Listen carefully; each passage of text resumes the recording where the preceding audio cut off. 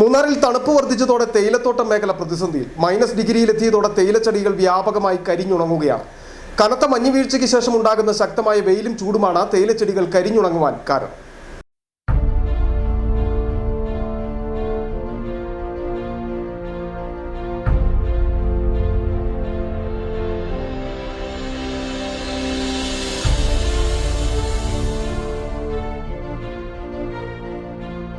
കഴിഞ്ഞ കുറച്ച് ദിവസങ്ങളായി മൂന്നാറിലും പരിസര പ്രദേശത്തും -ഡിഗ്രിയാണ് രേഖപ്പെടുത്തുന്നത്.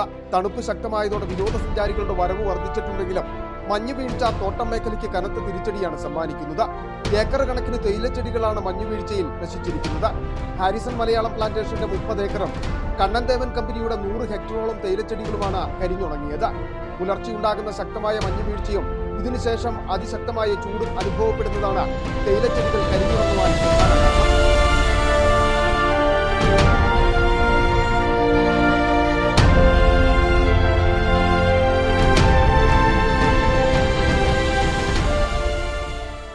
ഏകദേശം 121 ഏക്കറോളം സ്ഥലത്ത് മഞ്ഞ് വന്നടിഞ്ഞ് ഇതുപോലെ തേയില കരിഞ്ഞു പോകുന്ന ഒരു സാഹചര്യം ഉണ്ടായി. ഏകദേശം 1500ഓളം തൊഴിലാളികൾക്ക് ഈ 3 മാസത്തേക്ക് വേല ചെയ്യേണ്ടിയിരുന്ന കുളുന്ത് ഞങ്ങൾക്ക് ഇതുമൂലം നഷ്ടമായിരിക്കുകയാണ്. ഇത് എന്തായിരുന്നു സംഭവിച്ചതെന്ന് പറഞ്ഞാൽ, പൊതുവെ ഒരു 3 വർഷങ്ങൾക്ക് മുമ്പാണ് ഈ ഒരു എസ്റ്റേറ്റിൽ ഇതേ ഒരു അവസ്ഥ ഞങ്ങൾ ഫേസ് ചെയ്തിട്ടുള്ളത്. അന്ന് ഏകദേശം ഇത്രയും തന്നെ ഒരു 125 ഏക്കറോളം സ്ഥലം ഇതുപോലെ തേയില കരിഞ്ഞു പോകുന്ന ഒരു അവസ്ഥയുണ്ടായി.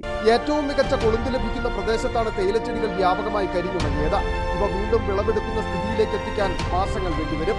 3 വർഷങ്ങൾക്ക് മുമ്പാണ് ഇത്തരത്തിൽ മഞ്ഞുവീഴ്ച മൂന്നാറിലെ തോട്ടം മേഖലയെ പ്രതികൂലമായി ബാധിച്ചത്. വരും ദിവസങ്ങളിൽ സമാനമായ താപനില മൈനസിൽ തുടർന്നാൽ തോട്ടം മേഖലയ്ക്ക് വലിയ നാശനഷ്ടമുണ്ടാകാനുള്ള സാധ്യതയും കൂടുതലാണ്. ഇത് തൊഴിൽ മേഖലയെയും പ്രതികൂലമായി ബാധിക്കും. City vision, Munnar.